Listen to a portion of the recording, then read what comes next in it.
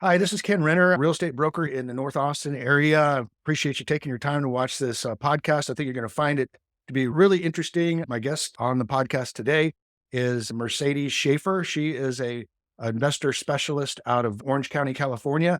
And we're going to be talking about some of the differences between Texas and California, give an overview on the markets and both the coast and the central Texas area, and how we're able to help our clients best position themselves and their investments when the time comes to make a transition. And so this podcast I'm putting together is called the Investor Savvy Agent, because agents are rare. There's a lot of real estate agents, well over 1.5 million real estate agents in the United States, but a very small percentage actually specialize in investment properties. And so we encourage you to watch the other podcasts as we're interviewing other agents around the nation to find out what their market's like for investing. We'll be also giving you added value regarding the tax benefits and the tax savings that you can have through real estate investing. Also, some of the strengths, the SWOT analysis, strengths, weaknesses, opportunities, and threats that may affect our investments, whether it be in California or whether it be Texas or Florida, or wherever it is. And then really just give you some insider information that you may not find anywhere else. We also encourage our real estate friends, our real estate agents, to start collecting their properties. They should be building, you got insider information. If you're not building up a portfolio of properties that you can turn into a potential retirement, you should maybe start thinking about that. So I encourage our real estate agents to also start getting involved with real estate investing. Mercedes, thank you for taking your time to be on the podcast. Just wanted to find out, tell us a little bit about your background, who you serve and where you serve, and how long you've been in the business, and we'll take it from there. And thanks so much for having me here today. And it was so fun meeting you at Elite Retreat. Those of you who don't know about it, it's where about 2,200 elite agents come together from around the country and even from other parts of the world, like Australia and Mexico and Canada. And it is just energizing educational event where you meet like-minded people. And what was so nice about meeting you, Ken, is that we met up with a smaller group of more of a niche group of agents who are into real estate investing, who do that for themselves as well as for their clients. And really, I think one thing we share is that mission to really educate agents and people in general about the benefits of investing in real estate. I know that for me, why it's so important is I started 20 years ago with real estate investing. It transformed my life. When I started, I really didn't know a lot about real estate investing, but I was able to just use basic math, let's just say, to say, okay, here's my rent, here's my mortgage. I'm going to be doing okay with this. And over time, it's going to get better. But it wasn't until I started working with some very sophisticated real estate agents who really specialized in investment real estate. It accelerated my wealth. It accelerated my passive income. It got me to my goals faster than I could have ever imagined. And that's life changing. I mean, that is truly life changing when you can do that for somebody. And that I had agents who were able to do that for me and teach me to take my level of analyzing and investing to a whole other level than just the basics. It really inspired me to want to do that for others. And so that brings me to where I am today, which is serving clients, but also as we met, Ken, I was doing a breakout session, educating and really giving back and teaching and really wanting people to learn about this. Whether or not they work with me, I refer them to somebody else to be able to help themselves and to create the life they want. A pretty incredible session there. There were over 300, 300 people there. They were standing room only, and they could hear a pin drop, because I think there was that hunger for the fact that investors think differently, they buy differently, they have different needs. And one of the things about it is an average real estate agent is going to sell a home and then 7 or 8 years later, hope that they come back and sell that same home. Whereas investors buy all the time, and they're not tied to a particular moving or I'm relocating. It's all about life changes that they have. Maybe a family member has passed and you inherited this property or whatever it may be. But it's really important that there was a really big hunger for the education piece of it. And like you said, it's not rocket science. I tell people, if I can't put the numbers down on a napkin and make it work, it's too complicated for me. But the most important thing you said was that you had mentors along the way. So you got into investing before getting into real estate, right? I mean, before you became an agent? Exactly. I started out as an investor and then having worked with the best of the best. And they're the ones who actually encouraged me to get my license because Yeah. Yeah. after you've done a certain number of transactions, you know the ins and outs. And I was so passionate about it that it just was a great fit for me. Funny that many of my clients have gone on to become real estate agents too. That's kind of the best compliment you can have. I do lose their future business, but it's okay. It's nice to have them It is. as a legacy. So you serve in Orange County, but you also go a little bit further out. My company is called Investing in the OC. And I love Orange County. I love the market. I really believe in the real estate here. We can get into why Orange County is such a great market Okay. to invest in. But most recently, a lot of my business has expanded to LA County, mainly because there's been a lot of laws that have come into place that are more tenant friendly, where a lot of people who their strategy was to buy and hold forever, they want to get out of that market. And whether that's going to Orange County, Texas, other places, we're seeing a lot more velocity there in deal transaction because people are just fed up with the new laws. We're going to definitely talk about those laws. And that's the real wake up call for people, like you said, that you need to get out of these rent control areas. And that definitely is going to affect the value of their homes.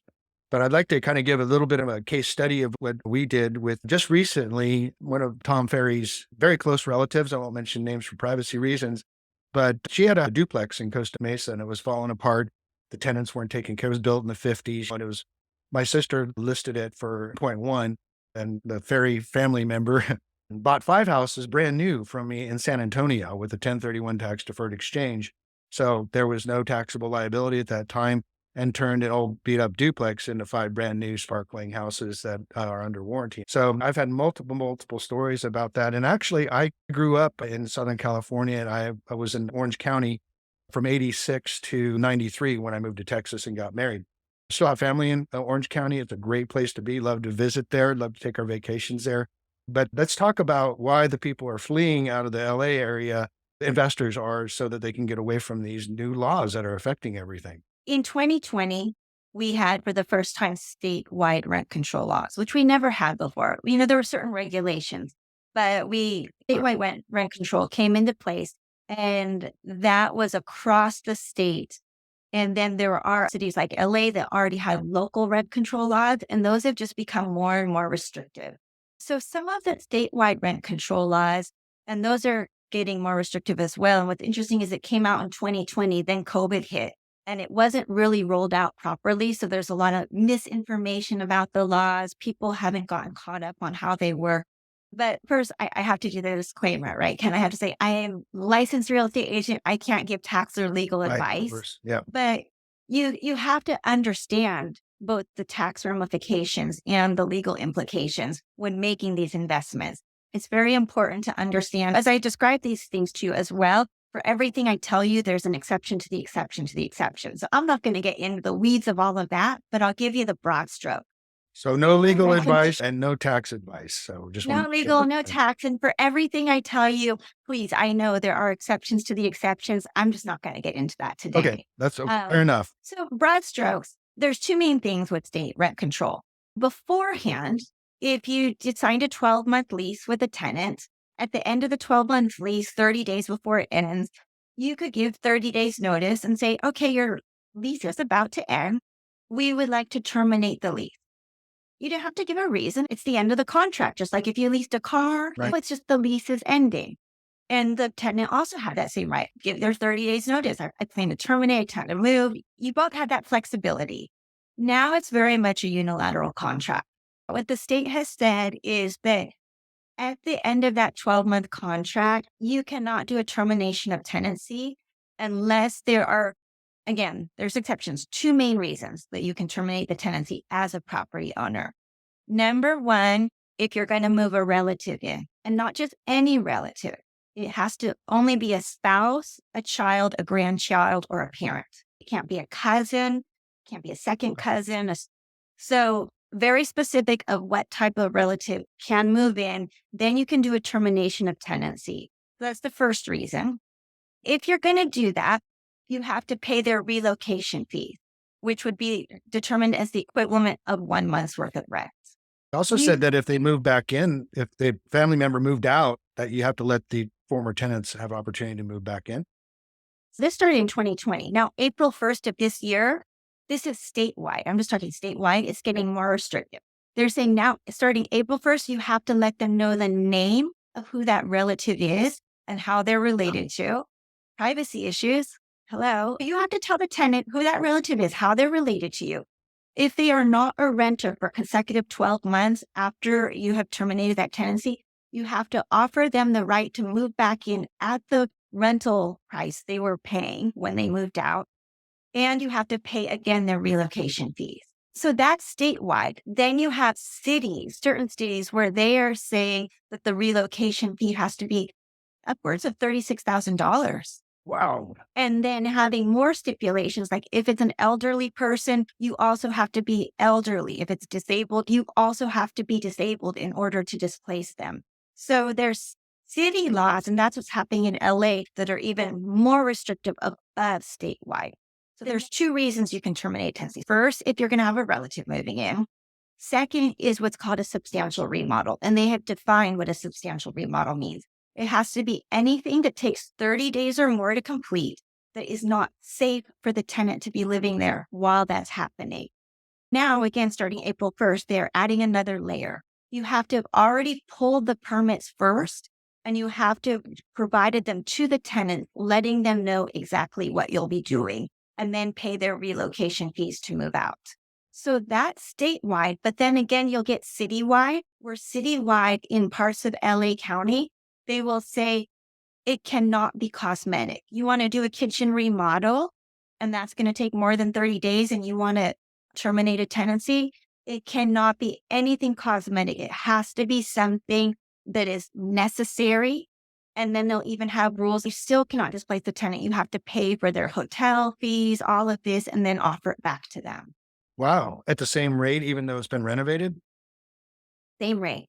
Wow. So that's LA or is that statewide? Parts of LA, and it depends. It's all like zip code. Like there's so many specifics. That's why I can't really get into the weeds because Right, I right. don't want to misquote one city versus there's LA incorporated and unincorporated. And it gets so confusing for property owners. And I know for myself and a lot of these people, not to make myself sound old, but back in the day, you put a for rent sign on the lawn. You signed a 1-page lease. I hand you the keys. You pay me the rent. We have an agreement. Now you need to know so many laws, and it's at least 50 pages of addendums and disclaimers that you 50 have to give your pages. tenants.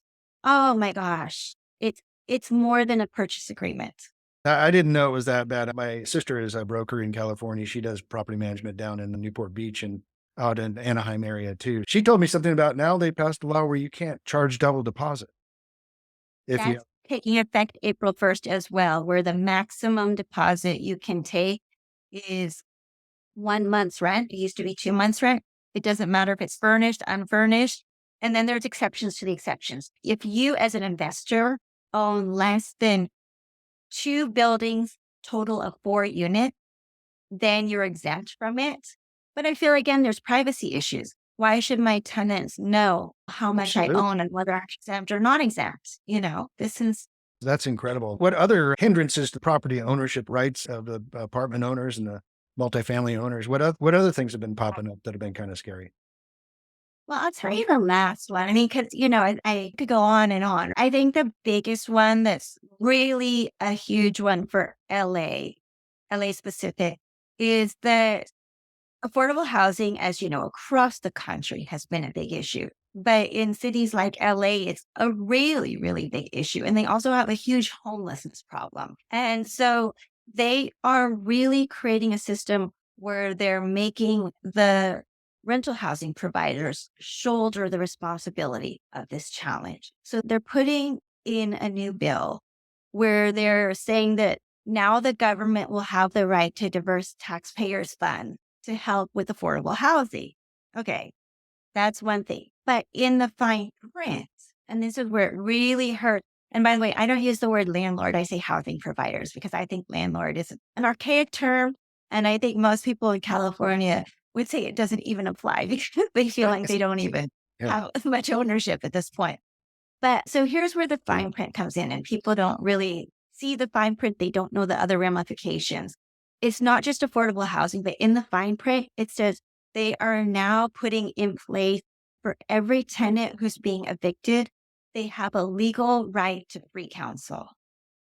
Wow. Free So counseling. now we free Wow. And counsel. They're seeing in LA a proliferations of tenant rights advocates and attorneys popping up everywhere. So imagine you're a housing provider. Housing providers don't want to evict. It's the last thing they want to do. They don't want vacancies. They want to keep their tenants in. So it's not like they do it just for fun. So typically the housing provider is doing an eviction is because the tenant isn't paying rent. They're damaging their property. They're doing something really terrible. So now you're trying to evict this tenant and now they have the free right to legal counsel. You have to go out and pay an attorney. So now right. you're not collecting rent. You're getting attorney's fees.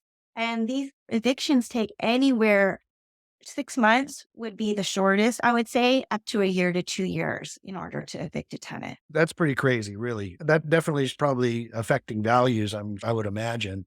I guess you're going to have an exodus of owners. But one of the things that was really important that you mentioned, there are so many different variances to these laws. You need to work with an investor specialist. If you just deal with an agent that might know or doesn't really know all these different laws, it could really affect the transaction and cause a lot of ramifications down the line. To contrast what Texas is, for instance, we're a landlord favored state. It's very much on property owner rights state. So if you don't pay your rent by the third, of course, you get a late charge and a notice saying you've got so many days to pay. If you do everything right with the property manager on an eviction, you can have them out in 21 days from start to finish. That literally from the first notice to having the sheriff come and put all of their stuff on the curb can happen in as little as 21 days. Average is about 30 to 35 days. That's one big thing. We can still accept double deposits. We do it all the time if they got marginal credit or don't fit the box. If the owner's like, well, I guess if I'll take double deposit, that gets a lot of these people into our affordable housing units as opposed to just kicking them to the curb.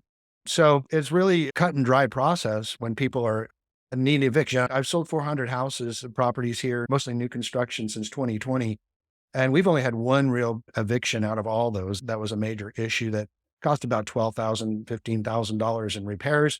We took care of it. We didn't put the tenants in, but we got them out and we helped the owner put the house back together. But other than that, it's been really, we pride ourselves with, especially with the neighborhoods and the builders saying, you won't know which one of these properties is one of our rentals or whether it's a homeowner because we manage the managers to make sure our homes are not the ones that has weeds growing up in the yard and things like that for rent signs up and down the street. We just don't do that. A little bit different out here.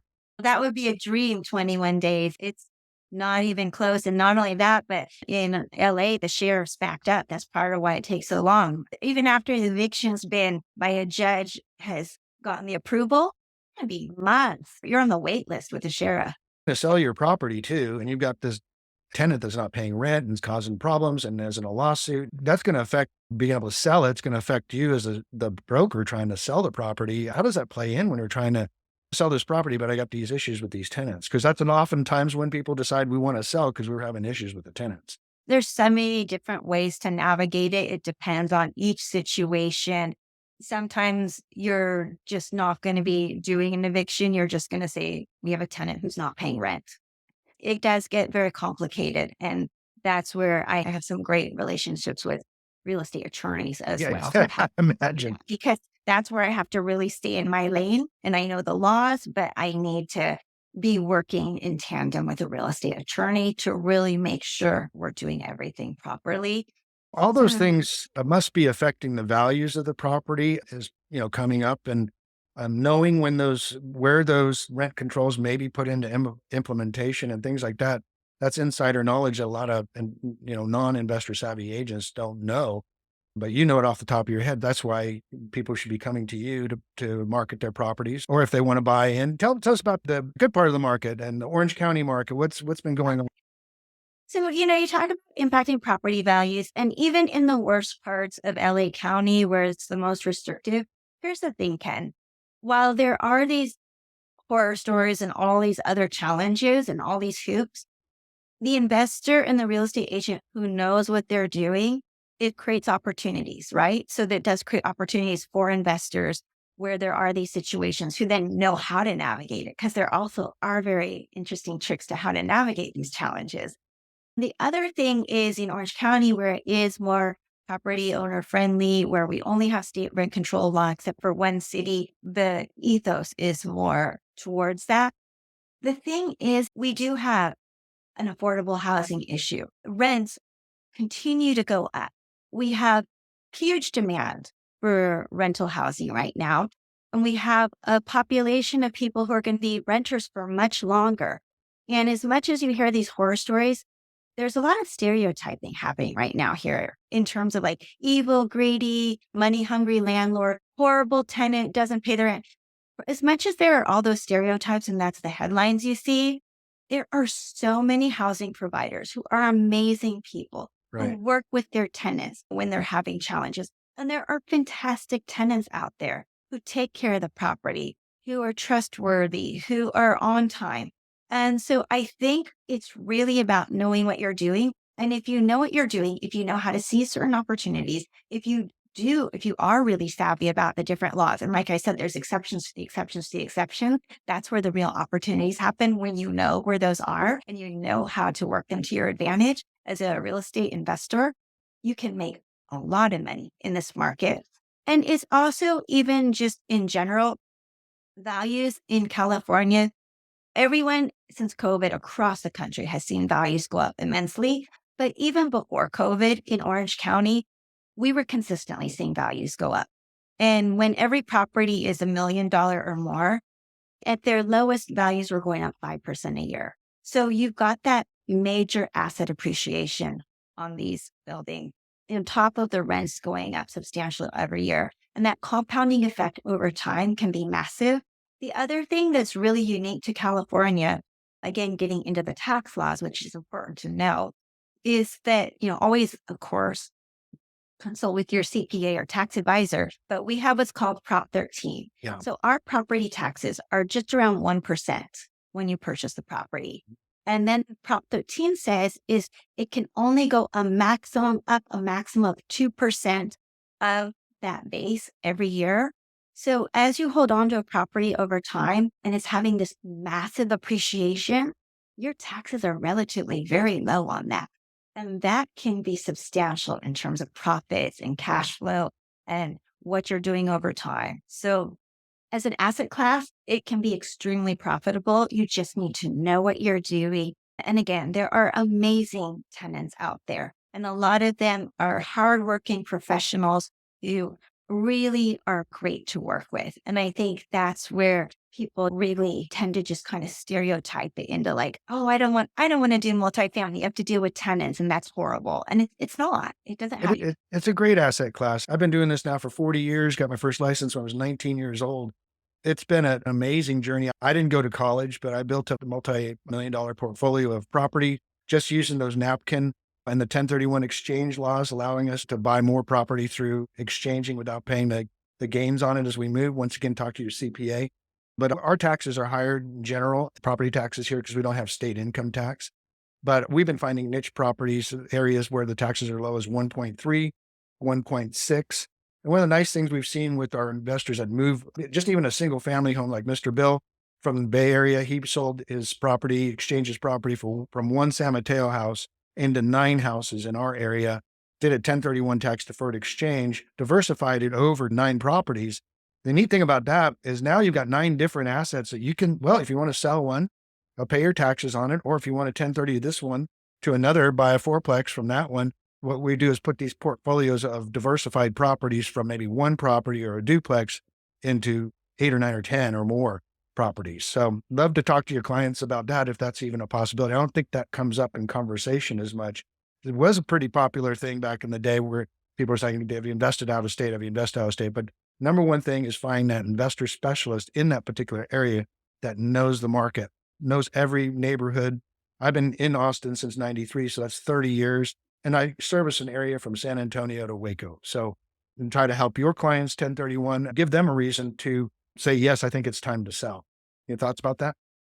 Ken, I think you bring up a really good point. So for my area, it's really knowing an expert who understands the ins and outs of all the tenant property owner laws, right? That can make or break and knowing how to navigate that and how it affects property values, rentals, everything. In your area, it's really knowing someone who knows every little zip code, every little niche, because for you, it's the property taxes and you know how to navigate that and how to really help those deals pencil out Mhm. because it is the nuance. It's the nuance that makes the difference. And where you have that expertise is incredible. So one last thing, we talked about gross rent multipliers and cap rates as kind of eyeballing the value of the properties. How is the rent controls, because it's all based on income, how's that going to affect property values moving forward, and especially in LA County areas? This is where it gets tricky because in the short term, if you happen to be one of those unfortunate property owners who has a tenant who's not paying and, all these other things, it's going to impact you on that sale of the property. You're going to take a hit and it's going to really harm you financially. Now, if you're an investor who knows how to capitalize on that property and Yeah, turn that's things for sure. around, it's going to end up being a cash cow because there is such a high demand for rental housing. And if you can position it properly and get it up and going and get everything at market value and navigate that properly, it's always a very stable asset class once you get it running. The distressed seller, because, if you got to pay attorney's fees for no less than 6 months or a year, what's the little old lady property provider? What's she going to do? She can't afford to pay. I mean, you know, that's a big problem. They could lose the ability to make the mortgage payments if it went too long. That's the challenge. You talked about buying these turnkey properties. There's the pride of ownership of the housing provider. They keep the lawn nice. This is the other ramification we're seeing is that people are not reinvesting in their properties. There's a lot of deferred maintenance because when you have those rent caps, you can't afford to reinvest in your property and do No. all the nice keep and do the upgrades. It doesn't pencil out. It's nice to have someone as a go-to for knowing all these rules, knowing all the laws. You got me here in Central Texas. If you have any questions, my number is 512-423-5626. If you're in the OC or LA market, then get with Mercedes. She knows what she's doing. And I appreciate you providing all that great information, especially the breakout session and at our meetup group that we had. A dynamic and excited group about real estate investing, not only for themselves, but also for their clients. So I appreciate it. If you could give your phone number out too, that'd be amazing, Mercedes. Oh, absolutely. You can look me at investingintheoc.com or feel free to reach out to me. And my number is really easy 714-330-9999.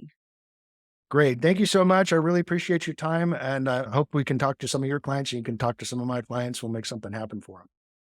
Absolutely, Ken. It's been a pleasure. Thank you. Talk to you soon. Have a great week.